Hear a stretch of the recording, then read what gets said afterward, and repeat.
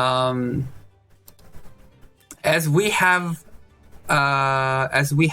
unleashed potential, I'm just gonna recommend few of the characters that are on the rare section who can be worth of those unleashed potential.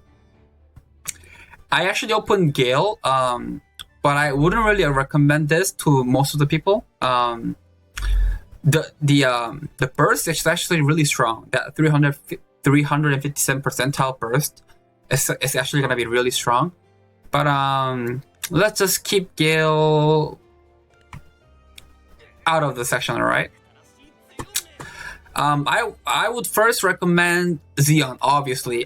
Those who have root Xeon, of course your skill stats will not be getting any buffs at all, because once you have Fate Core equipment, they will completely overwrite all those passives or the skills.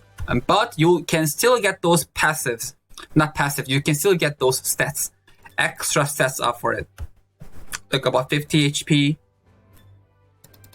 and like 1 attack speed goes here, so 2, 3 attack speed, and stat goes on here as well. Like you can get a bunch of those stats bonus on your root Xeon, so that Xeon will definitely be one of the top choices for you. Same goes for Iris. There are rumors here that's among those summer festa, it will be FC Iris on that summer festa, and also will be highly likely to be golden FC of Fate Core Iris summer festa. So once golden Fate Core comes out for Iris, it's basically same as Xeon. Maybe Iris will be godlike. Even if Iris is not, still we'll have some usage for the golden Fate Core, right?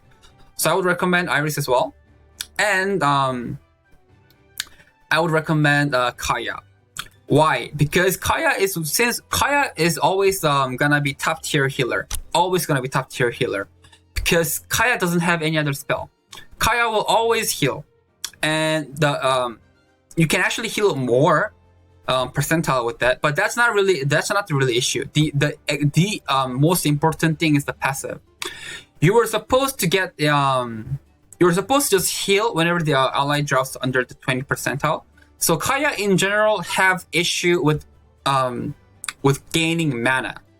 But if you upgrade your passive, you will gain 1 mana if whenever you cast it, if your HP is below 20%.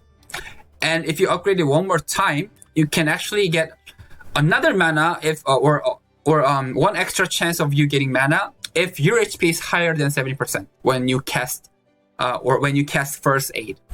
So this will actually help you a lot on generating those manas, the ones that Kaya usually lacks. With that, you can also provide those superb heals that does not rely on hit, like Talia, or you have, when you perform heal, it also deals damage, and when you have to hit enemy in order for the heal to proc. If you don't hit enemy, you also will not heal for Talia. That's why Anastasia is next best thing for the healer, but Anastasia only have 1 healer, while Kaya's both active skills are the heals. So Kaya will always be number 1 tier, or the god tier healer, which is why it's so good to have those extra sets and extra passive bonuses to gain more mana, right? And after those 3, I would generally recommend the dealers. Sayer was used to be a great dealer before, like when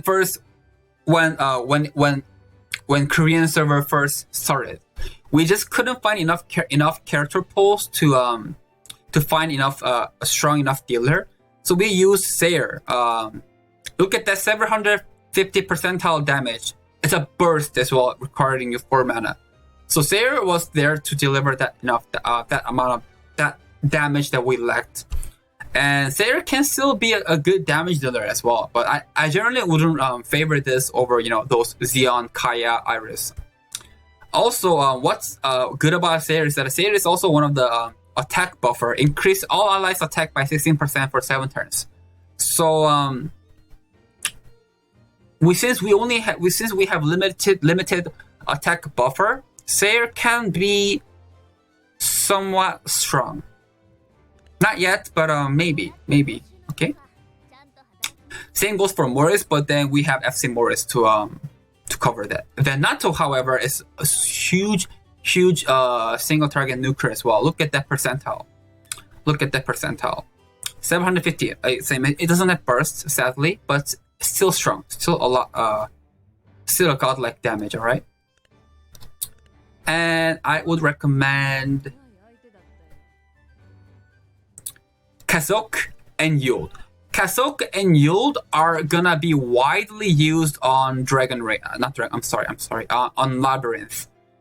Because it is so rare for the light unit, these two will actually help you a lot on your future embodiment of Aris or when you do the Squadron versus Dragon Raid, because you simply don't have enough light hero pulls.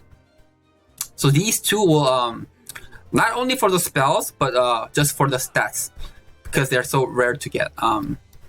Same can be said for the Wagni. So yeah, something that you can consider extra if you have enough Jess, if you have enough solar seals flying around. All right. But in my opinion, my best guess is Iris, Xeon, and Kaya. And if I happen to add one more or two more, I will actually add Glenn, Gale, and Liffy. Why? Because on Summer Festa, a lot of people have been saying that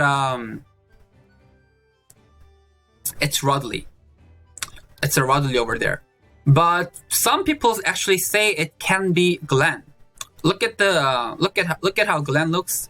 Look at the nose and look at the hair color as well.